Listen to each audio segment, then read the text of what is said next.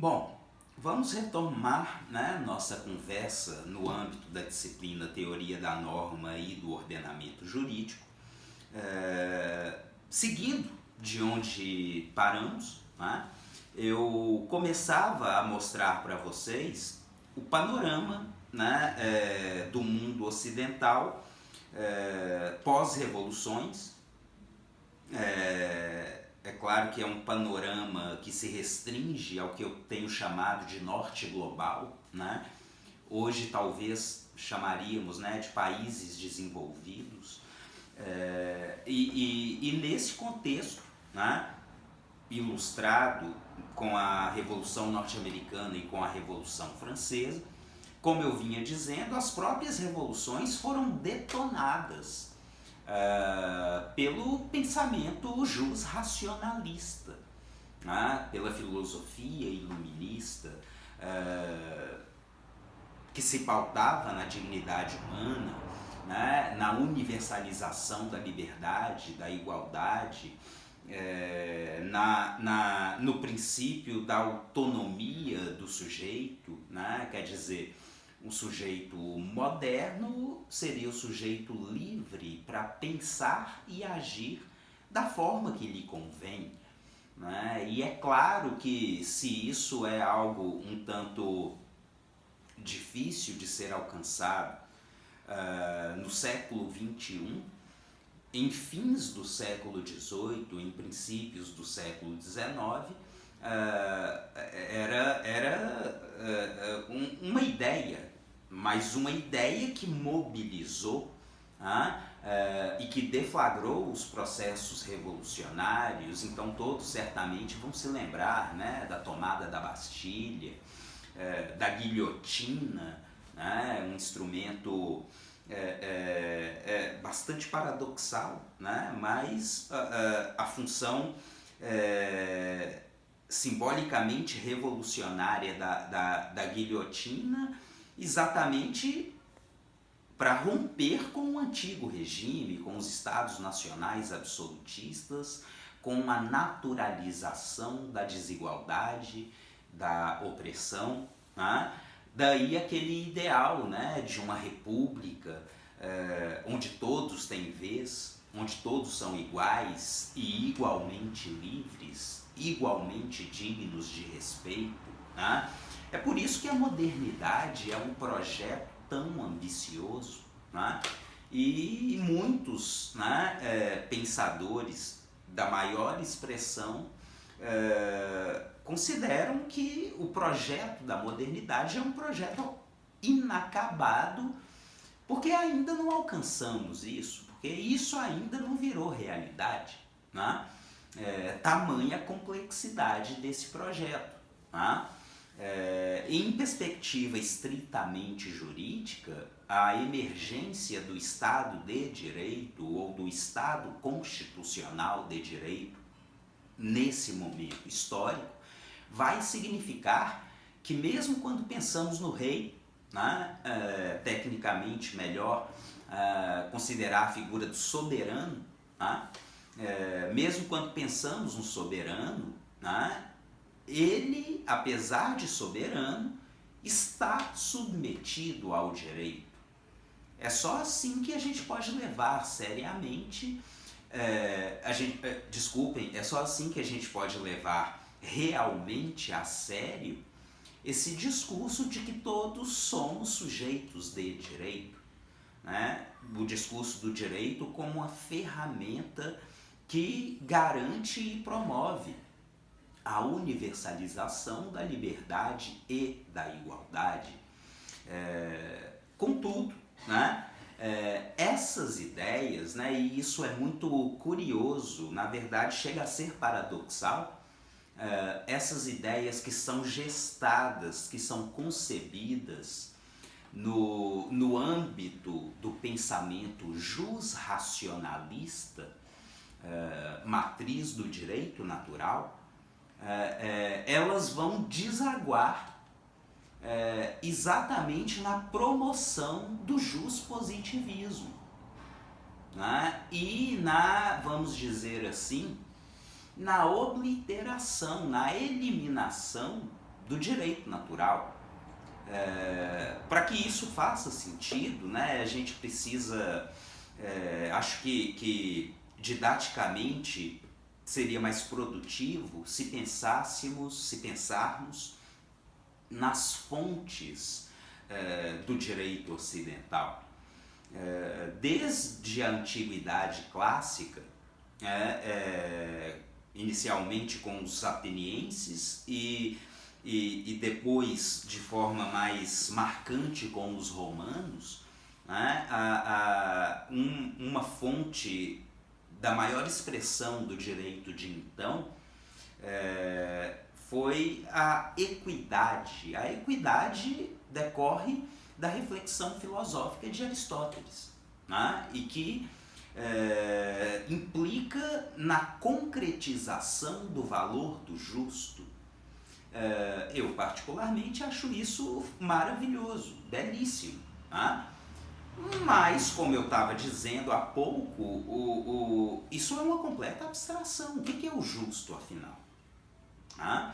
Na tradição da corrente do direito natural, essa conexão entre o direito e o justo sempre existiu. Mas é uma completa abstração, porque o justo é apenas uma ideia. E historicamente isso é muito problemático, porque cada um filtra, aplica essa ideia da forma que lhe convém, da forma que lhe parece justa. Então há sempre um filtro subjetivo por trás da equidade, enquanto fonte do direito, né? Na perspectiva da tradição do direito romano clássico, a equidade remeteria a um trabalho, a um exercício de prudência, né, do aplicador do direito. E isso é algo muito complicado, porque e se o aplicador do direito não for uma pessoa íntegra? E se tratar de um mau caráter? A sociedade vai ficar refém dos arbítrios dessa autoridade? Como é que é isso?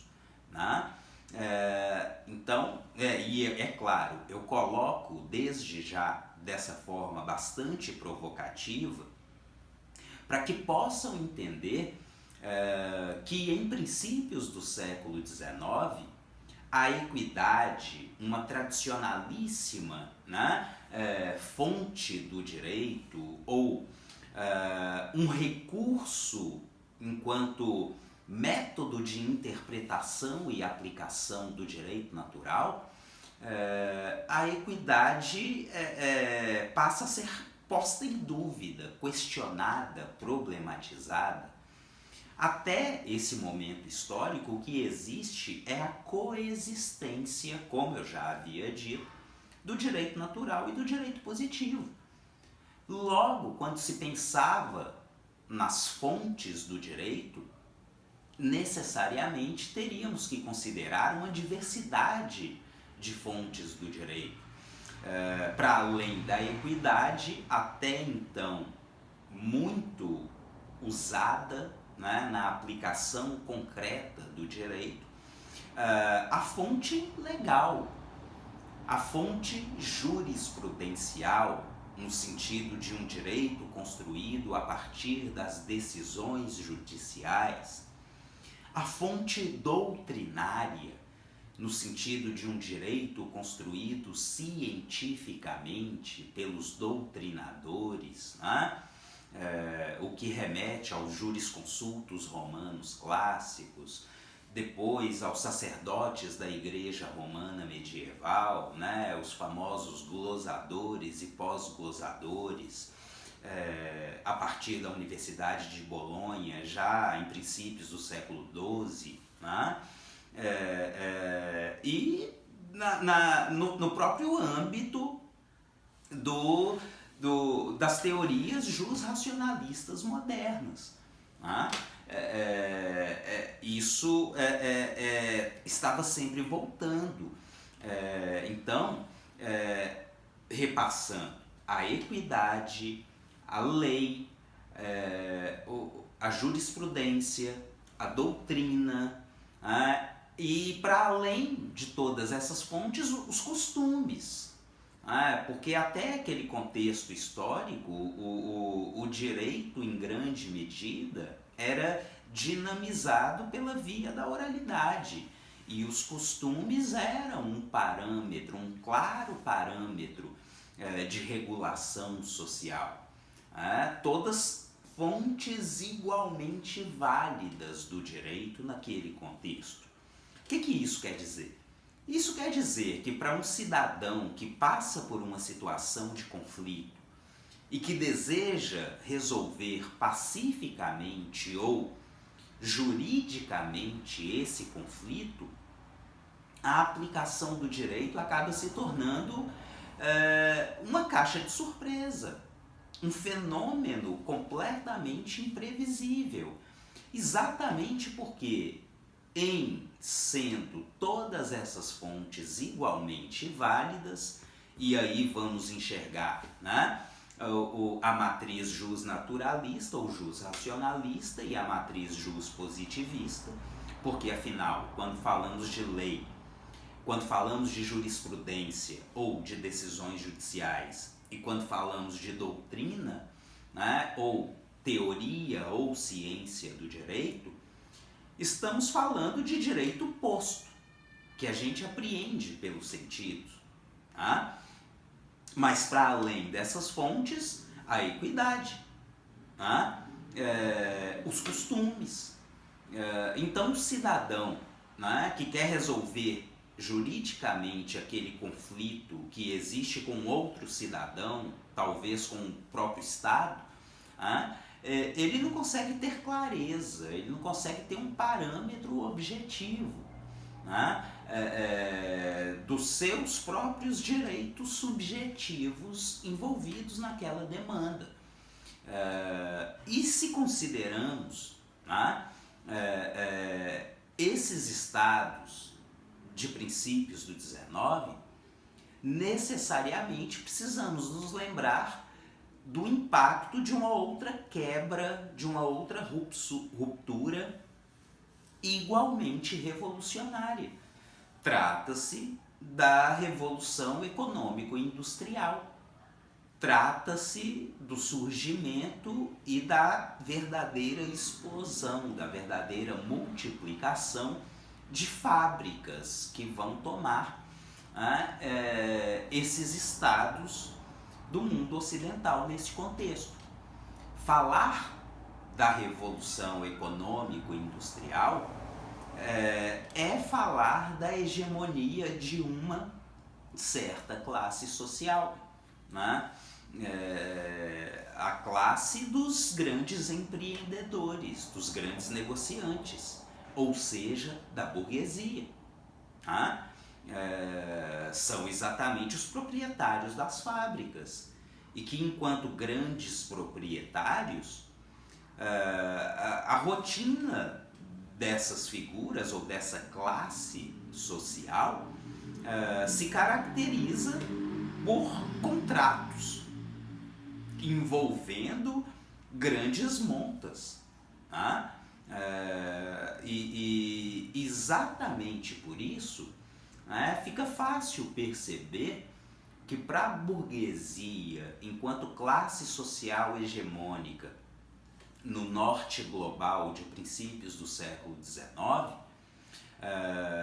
não convém, não seria nada razoável, nada interessante colocar significativa parcela do seu patrimônio em jogo em negócios, não tendo clareza das consequências jurídicas, por exemplo, no caso do descumprimento de um contrato pela outra parte. Então, o que eu estou desde já insinuando é que no mundo ocidental de princípios do século XIX, com o impacto das revoluções político-jurídicas, mas também com o impacto da revolução ou das revoluções industriais, há uma ampla demanda que torna-se cada vez mais intensa pela segurança jurídica, pela certeza do direito. Tá? Bom, continuamos na próxima pequena aula.